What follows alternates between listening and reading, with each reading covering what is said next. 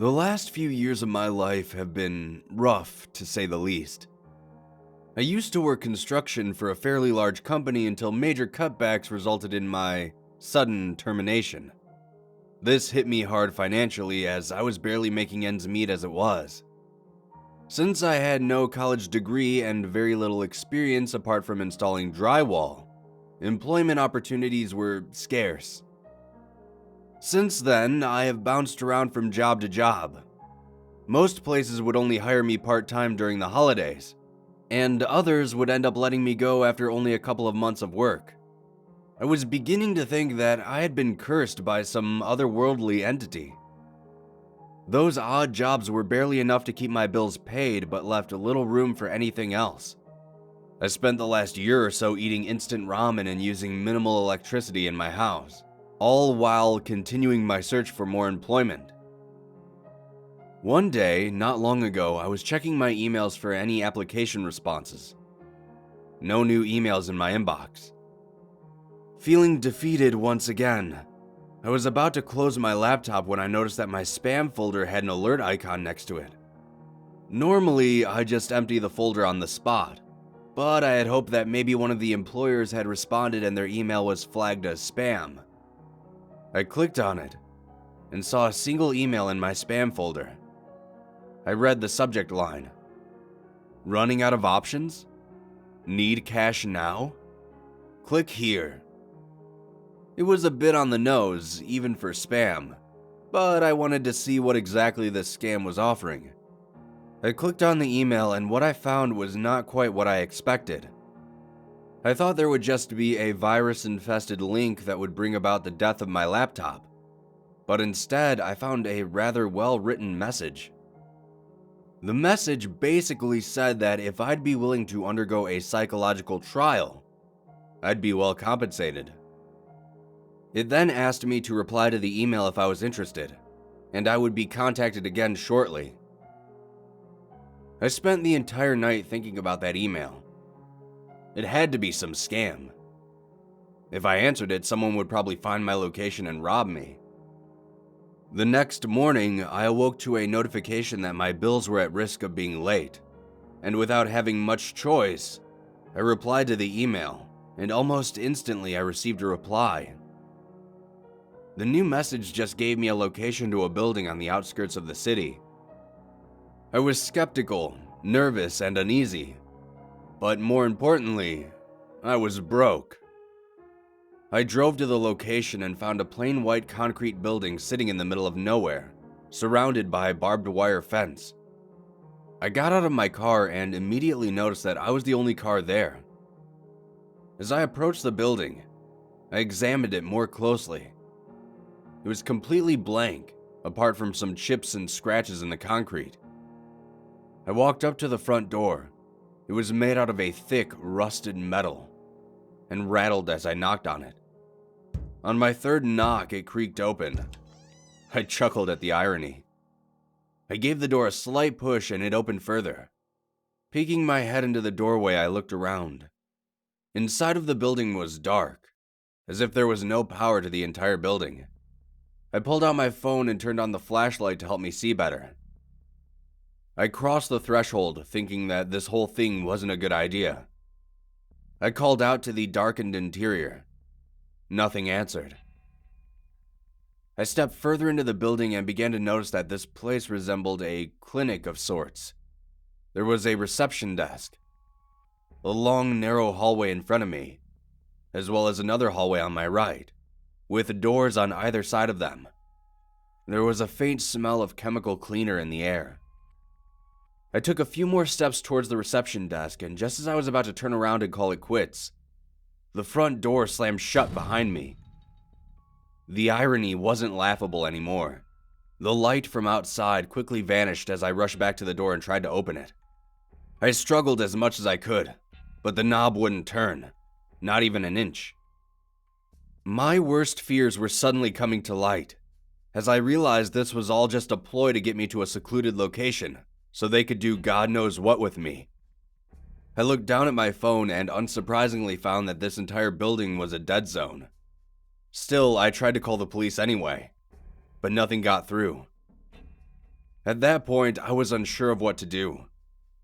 I had no idea where I was or how I was supposed to get out of this place.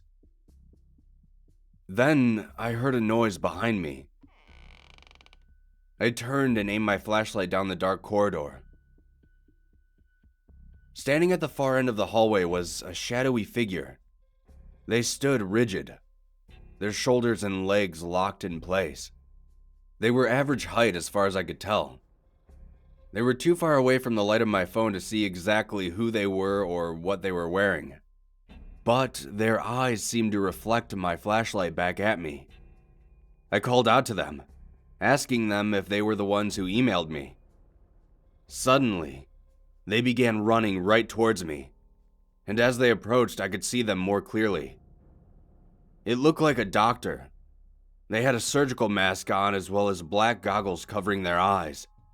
Black rubber gloves adorned their hands, and they were wearing tattered and stained scrubs. As they grew closer, my fight or flight response kicked in and I ran. I turned down the hallway on my right and began sprinting for my life. I could hear the footsteps rapidly approaching from behind me as I desperately looked for a way out. I tried to open some of the doors along the way, but quickly found them to all be locked, just like the front door. Eventually, my lungs began to give out as I neared the end of the corridor. My body slowed my pace to a walk, and when I turned around to look behind me, the person chasing me was nowhere to be found. I took a moment to gather my breath. After steadying my breathing, I surveyed the area I was at. There was a new pathway to my left, with more doors on either side. This place seemed to be just one large square. I began walking that way, and not long I found myself rounding another corner. Only this time, when I did, I was face to face with the doctor who I had seen earlier. Before I could even scream, I felt a sharp sting in my neck, and I felt my eyes begin to shut. When I opened my eyes, I was strapped to a table. I struggled to free my arms and legs, but they were all anchored down. I tried to lift my head next and found straps holding my forehead and neck in place. The doctor appeared in my line of sight and looked down at me, his black goggles shimmering in the dark. I asked them what they wanted, what they were doing with me, but he just silently stared at me. He then walked over and flipped a switch. The sudden light that filled the room blinded me, and the sound of a generator filled my ears. When my eyes finally adjusted, I strained to look around. The walls were a faded green color and coated in grime. On one of the walls next to me were multiple photographs pinned to it. In the photographs were numerous people, each suffering some type of surgery. Missing limbs, missing eyes, organs being torn from their bodies. Seeing this sent me into a panic frenzy. I struggled against my restraints and begged to be set free. I felt tears begin to stream down my cheeks as the doctor walked over to me. He tilted his head as I pleaded with him to let me go. He then held up a photo right in front of my face. It was a picture of a freshly excavated brain. He then set the photo on my chest, and I could hear the whirring of a saw come to life. The buzzing grew closer and closer to my ears, and I continued screaming. As soon as I felt the air from the blade brush my hair, I vomited and passed out.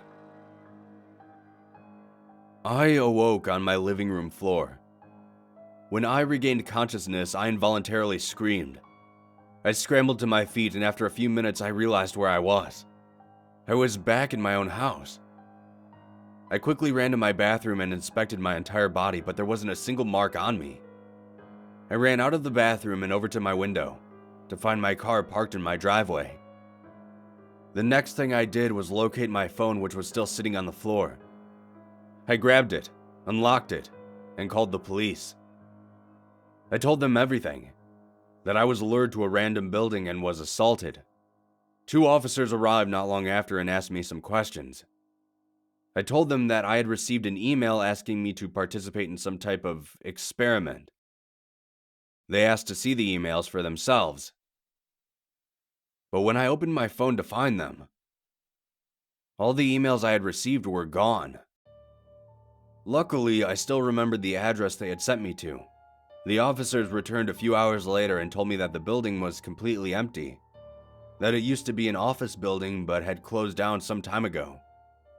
They found no evidence of anyone being in that building at all, apart from some graffiti. They then suggested that I go see a therapist. At first, I was insulted, but I could hear sincerity in their voices. They told me that if anything happens again, to give them a call. They left shortly after. A few days later, I checked my mailbox and saw that I had received a package. It was a plain yellow envelope that had no postage and no markings on it whatsoever. I took it inside and opened it. What I found was a rather large sum of money. Not an outrageous amount, but enough to cover my bills for a few months. Inside was also a card that said, "Thank you for participating in these psychological trials." I thought about calling the police again, but reasoned that they might take me to a mental hospital if I did. Or worse, confiscate the money I so desperately needed. I'm not sure who those people are, or why they are conducting these trials to begin with. But I know one thing. I will never, ever answer a spam email again. And I would strongly advise you all to do the same.